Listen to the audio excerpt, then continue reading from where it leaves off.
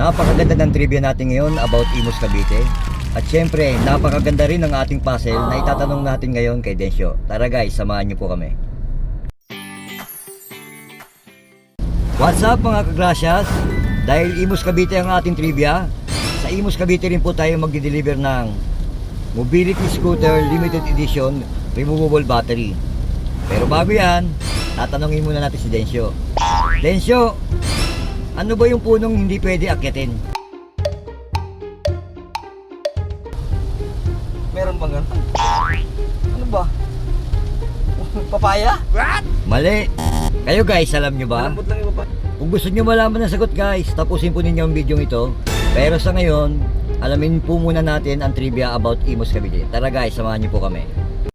Tatlong trivia about Imus Cavite. Kilala ang Imus bilang Drug Capital of the Philippines o kabisera ng watawat ng Pilipinas dahil dito unang tinaas at pinakita ang watawat ng Pilipinas noong labanan sa Alapan noong Mayo 28, 1898. Ang Imus Heritage Park sa Alapan ay nagpapaalala sa pangyayaring ito sa pamamagitan ng isang marker at isang 104 talampakan taas na flagpole kung saan ipinagmamalaki ang watawat ng Pilipinas. Maliban sa pagiging flag capital, mahalaga ang papel ng Imus sa Rebolusyong Pilipino. Dito naganap ang ilang mahalagang labanan laban sa mga Espanyol na nagpapakita ng katapangan ng mga Kabiteño. Ang mga tagumpay na ito ay nagbigay daan sa paglaya ng maraming lugar sa Cavite. Diniklara ni dating Pangulong Ferdinand Marcos ang Imus bilang kabisera ng lalawigan ng Cavite noong Hunyo 11, 1977.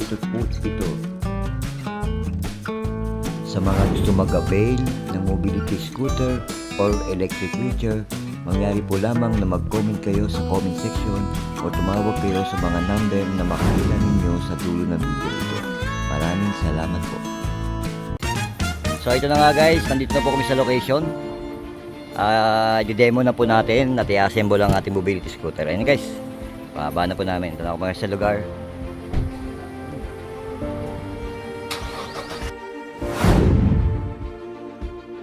So yun na nga guys, ayan si sir, pinag-delivera namin.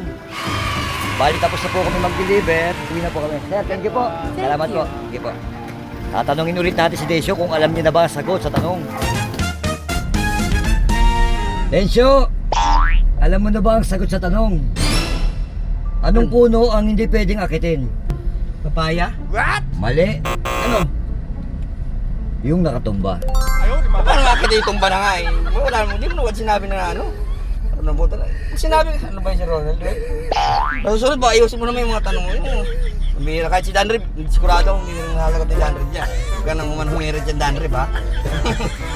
Kung sabihin mo, napakasimple ha. So yun lang guys, maraming salamat sa panonood ninyo. Parang yung aeroplano. Don't forget to like, follow, and subscribe. Ingat kayo guys, salamat po.